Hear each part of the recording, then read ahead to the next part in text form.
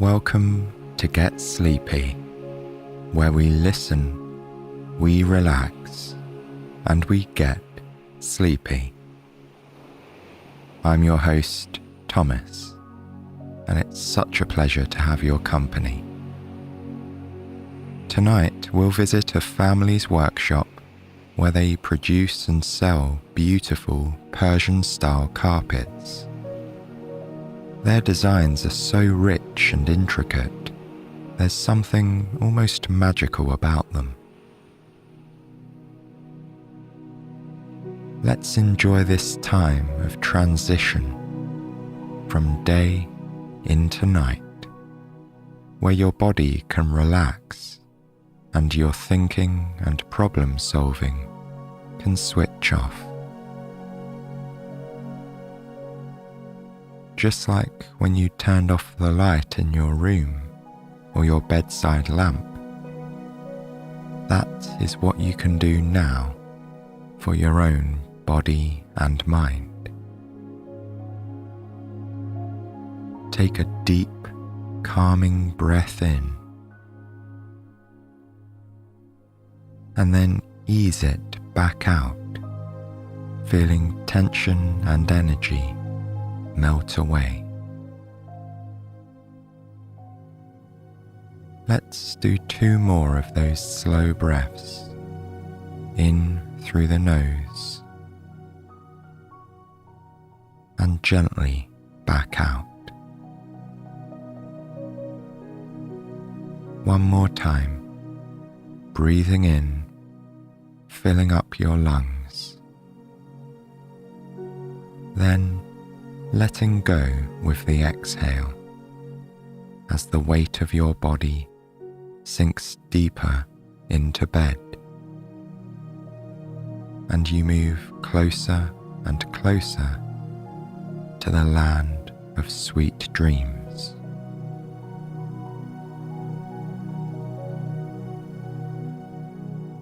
Now that your mind and body are becoming calm and more settled, watch an image appear in your imagination. It's a mud brick house in the center of an ancient city. The climate is hot and arid here, and the color of the house is almost the same as the earth, a rusty, reddish brown. The ground floor is almost entirely taken up by a store and workshop. If you look through the windows, all you can see from floor to ceiling are stacks of colourful, patterned carpets. This is where Idris and his family live and work. Let's join them as our story begins.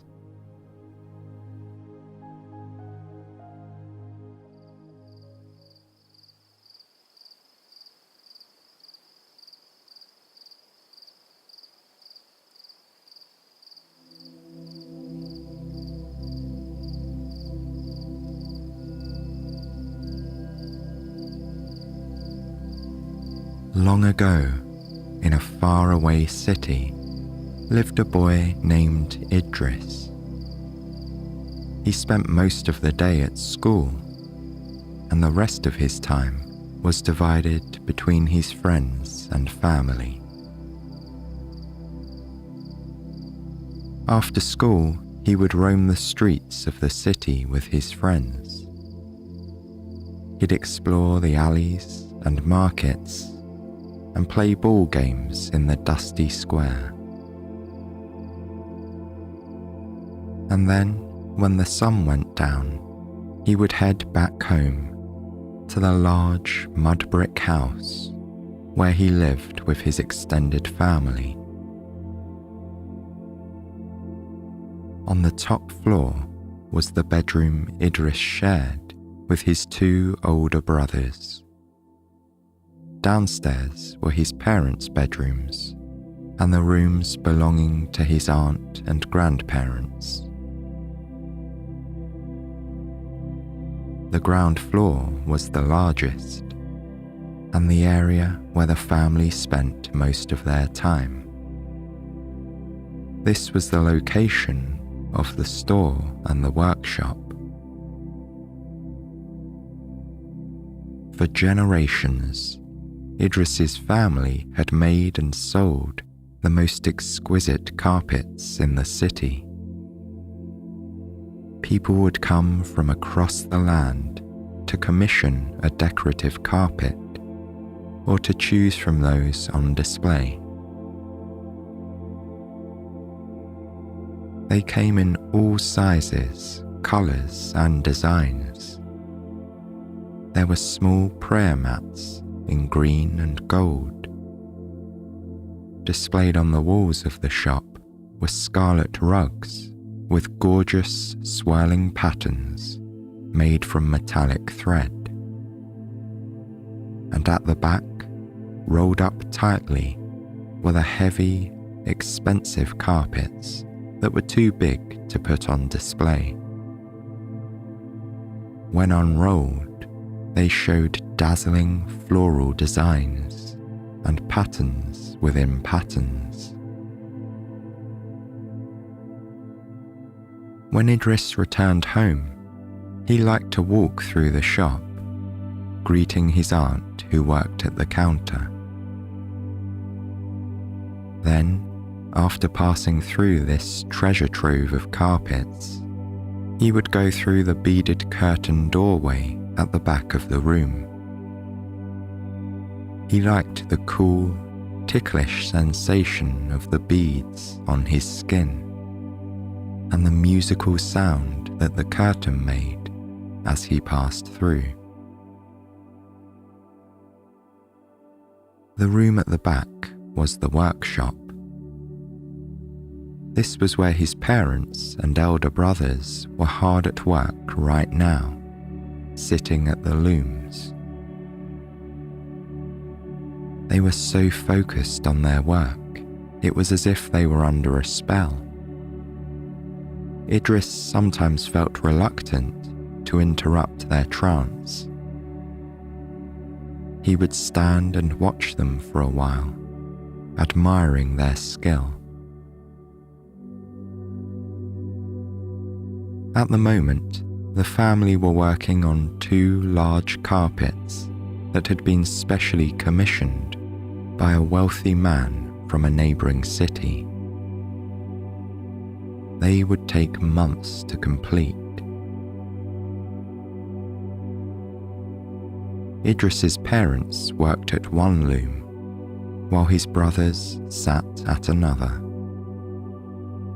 Both looms were vertical, and the 4 family members sat cross-legged on floor cushions, weaving by hand.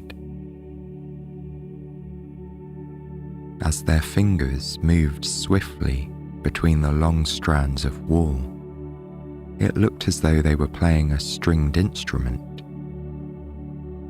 Their movements were so graceful, and Idris found himself mesmerized. He knew from experience how difficult the work was, requiring patience, creativity, and painstaking attention to detail. It also called for a certain kind of dexterity, which Idris didn't have. He tried to learn many times, sitting at the loom while his parents, grandparents, or brothers patiently tried to teach him. Idris had already accepted that he was unlikely to become a carpet maker. When he grew up, he would do something else. He wasn't sure what, as his ideas changed from one day to the next. Sometimes he daydreamed about life as a travelling merchant, riding a horse from city to city through mountains and deserts. Or he would imagine a career as an astronomer, studying the planets and discovering the secrets of the universe. Or perhaps he would simply stay here with his family, selling the beautiful carpets that they created. That could be nice too, he thought, remaining in the place he loved and with the people he loved. But the future still seemed far away. He had plenty of time to work out what he wanted to do when he grew up. In the meantime, he was happy to watch his family at work and to drift from room to room as he waited for dinner. Tonight, his grandmother was preparing his favorite rice dish with spices and vegetables. While his parents and brothers put the finishing touches to the day's work, Idris passed through the rattling bead curtain once again. He always enjoyed wandering up and down the densely packed aisles of the carpet shop, gazing at the products that were ready for sale. There were so many of them, and they were all so beautiful. He ran his finger over the soft wool, tracing the maze-like patterns from the edge to the center. It felt soothing, following the curving line all the way to the middle. When Idris touched the carpets, he sometimes thought that the varying colors and patterns felt different to each other. Of course, they were almost all the same material. The yarn was made from sheep's wool and dyed with natural colorings, like roots and berries. But when he brushed his finger over a rug, he felt different sensations depending on the part he touched. As his finger moved from crimson to indigo, or petal to vine, something changed. He felt a pleasant shiver running through him, like a cool breeze on a warm night. There was something magical about these carpets. His eye was always drawn to one carpet in particular. Hanging on the back wall was a large rectangular rug. The plush background was a deep burgundy red, but the carpet seemed to feature all the colors of the rainbow: emerald green, saffron yellow, and so many others. Certain details shimmered in silver, gold, and pearlescent white. It looked as though a single moonbeam had woven its way through the carpet, making the patterns shine. The carpet's central design depicted the tree of life, a beautiful golden tree with countless shining branches, dripping with fruit. In each of the four corners was a small, richly detailed garden, contained by a decorative wall. What Idris loved most about this carpet was that each garden was slightly different. From a distance, the design looked perfectly symmetrical. There were 4 identical gardens, each with an identical fountain in the middle. But close up, subtle differences emerged. One garden resembled an orchard of figs, while another was filled with pomegranate trees. The animals also changed from one garden to another, from goats to hens, and horses to peacocks. Even the grass varied. The garden in one corner had vertical lines of golden grass, while the garden below had silver waves that resembled an ocean.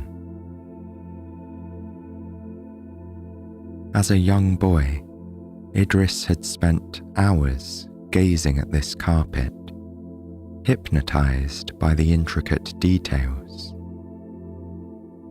As his gaze drifted from one garden to the next, he wondered which was his favorite. One day, when he grew up, perhaps he would have his very own garden, with a fountain, peacocks, and pomegranate trees. Now that he was a little older, Idris still liked to daydream about the gardens. But he also found himself thinking about the person who had woven them, his great-grandmother.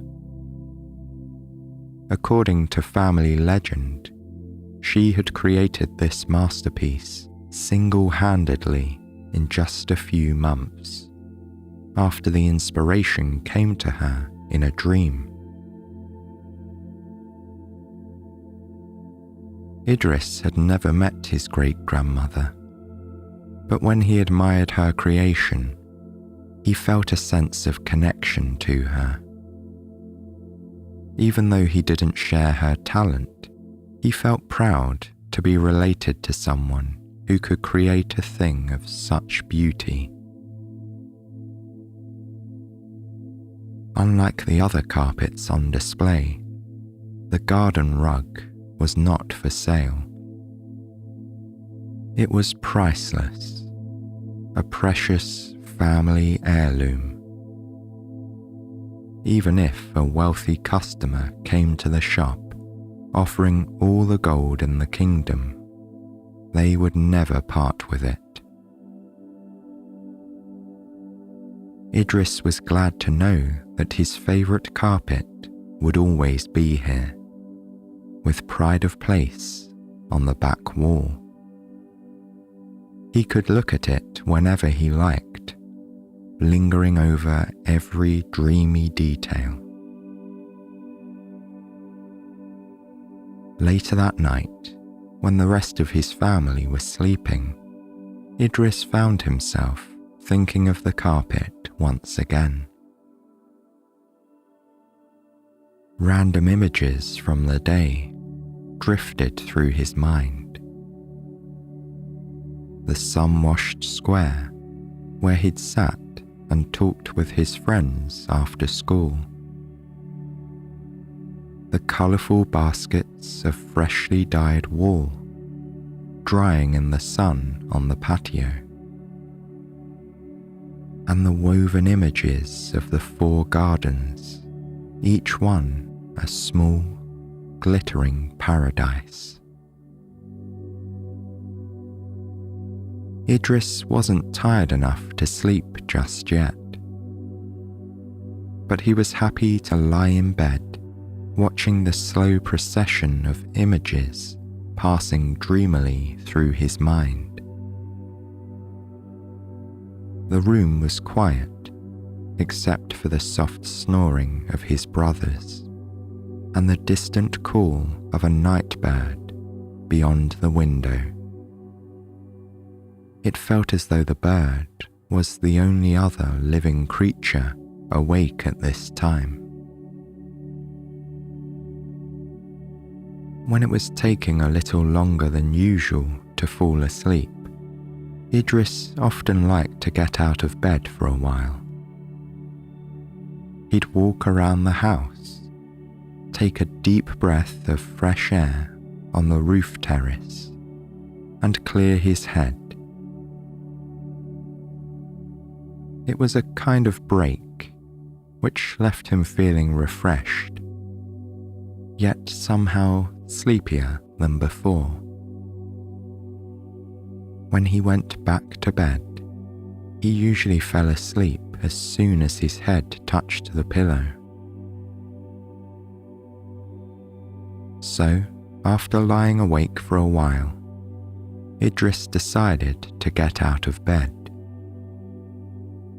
He lit a candle, put on a pair of light slippers, and quietly crossed the room, taking care not to wake his brothers. Then he slowly walked downstairs until he was standing in the darkened shop. In the midnight hush, the shop felt like a shrine. It was completely silent, and the only light came from Idris's flickering candle and the glow of the moon through a single window. The silver moonbeams seemed to land lightly on the stacked carpets. Noticing the way the light fell, Idris smiled. Perhaps the moon shared his instinct to be gentle and move softly. In a moment, he would go outside. It was warm tonight, and he wanted to stand on the terrace and savor the cool breeze before going back to bed. But first, he would allow himself one last look at the garden carpet displayed on the wall. He loved the idea of having it entirely to himself. There was no one sitting behind the counter, and there were no chattering customers to distract him. It was just him, alone, transfixed by the splendor of the woven tree and gardens. Time seemed to stand still. Everything looked different in the candlelight, with shifting, blurring colors and optical illusions. At one point, the carpet itself seemed to move in the breeze. A gentle wave spread through the fabric, causing the patterned leaves to ripple like water. Idris blinked and looked around in confusion. The air was still, and the window was closed. Besides, it seemed unlikely that a gentle night breeze could move a heavy carpet like this one.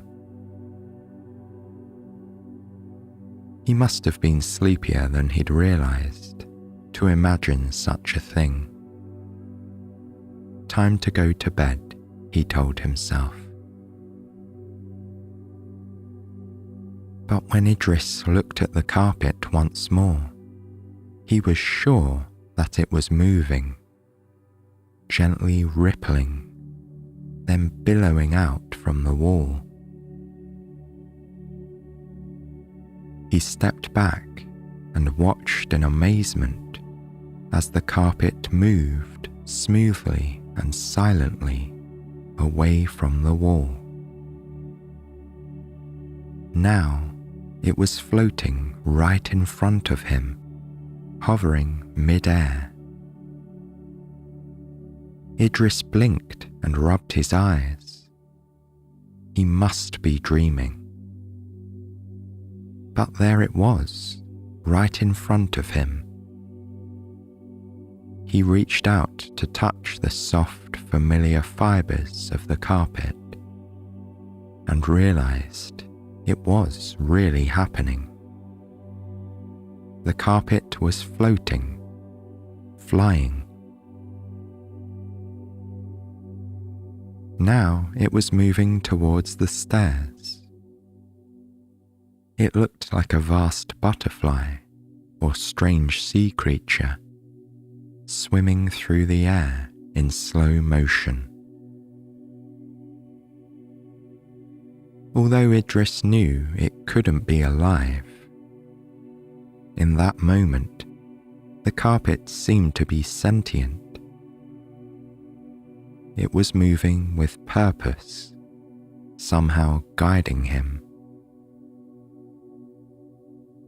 Idris followed, still feeling like he was dreaming or in a waking trance. Up and up he went, past the bedrooms where his family was sleeping. Following right behind the carpet, he went all the way to the top of the stairs until he was standing outside on the roof terrace. It was a beautiful starry night. On any other evening, Idris would have come up here to stargaze. But tonight, his eyes were fixed on the magical apparition in front of him. The carpet had come to a stop, but it was still floating, slowly undulating in the air. Some of the threads seemed to catch the moonlight, shining brightly.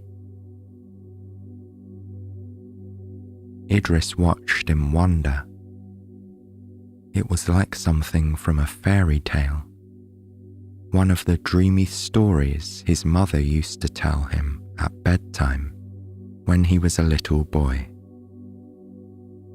Her stories were full of magical moments, with fairies and genies and talking animals. Imagining was one thing, but seeing was quite another. Idris felt a surge of happiness. Even if this was all just a dream, what a wonderful dream it was. But it felt so real. And when the carpet spread itself out before him, Idris didn't hesitate. Somehow, he knew instinctively what he had to do. He sat down in the middle of the carpet, right on the image of the tree. Once he was sitting comfortably in a cross-legged position, he stroked the velvety surface, giving the sign that he was ready. The carpet seemed to understand the signal. Just seconds later, it began to move once more, slowly lifting itself off the ground. It moved up and up until it took flight, just like a bird. All of a sudden, Idris found himself riding a flying carpet. He was being carried above the rooftops, smoothly and effortlessly, as though he weighed no more than a feather. Idris looked around in awe, peering over the edge of the carpet. He was already so high up, it felt as though he were riding on the back of a bird or a winged horse. The carpet moved confidently, fluidly, just like a living creature. It was strange just how natural it felt, sitting on a flying carpet. Idris felt comfortable and supported, trusting that it would carry him safely. As the carpet glided slowly onwards, Idris enjoyed the bird's-eye view of the city. He knew these streets so well, yet they looked completely different from up here. Gazing down at the rooftops, he hardly recognized where he was. Of course, at this time of night, the city was shrouded in darkness. Nearly everyone was sleeping. The only light came from flaming lanterns in the street and the occasional candle burning in a window. The moonlight didn't illuminate the details, but it cast everything in a soft silver glow. The shining rooftops seemed to have been polished, burnished like a precious metal. Idris imagined that a magical nighttime transformation was taking place. After midnight, the moon carried out a mysterious ritual, shining on each house in turn. Meanwhile, the residents slept peacefully, unaware of the magic above their heads. Idris smiled. He felt lucky to be the only one awake to witness this special moment. But as the carpet drifted east towards the river, he realized that he was not alone after all. There was at least one other person in the city who was still awake at this hour, enjoying the tranquility of the night. Near the river was the grand university building with its tall brick tower, and at the top of the tower was a man looking through a telescope. Idris knew that there were astronomers in the city, but he'd never seen one at work before. As he flew towards the tower, Idris peered curiously over the edge of the carpet.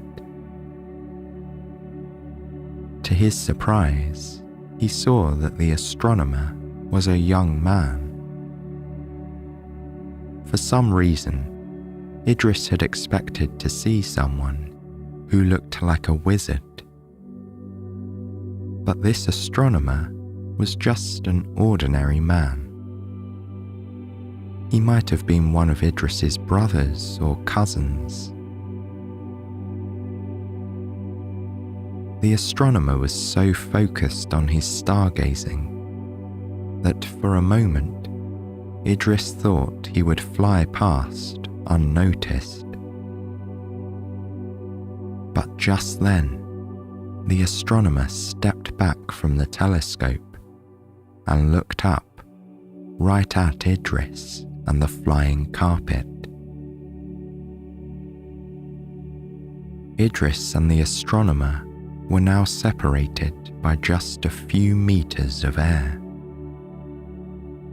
They stared at each other in silence, in mutual wonder.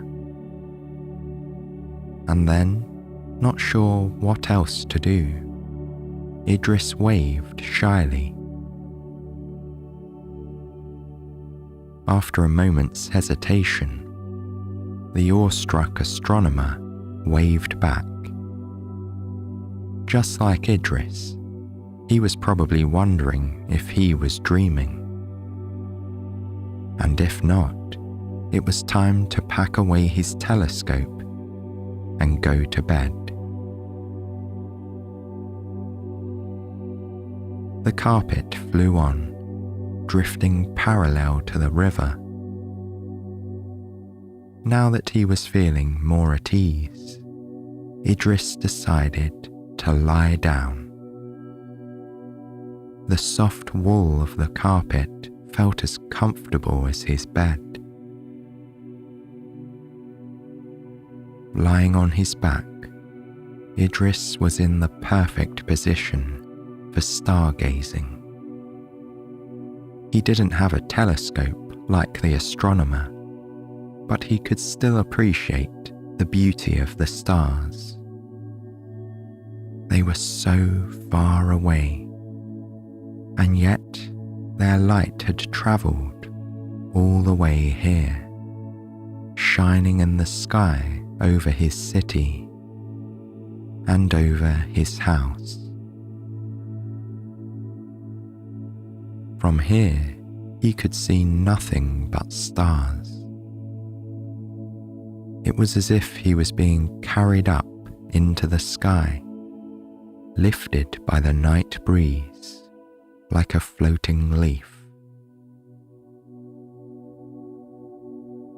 The wind felt so soft on his skin, blowing lightly through his clothes.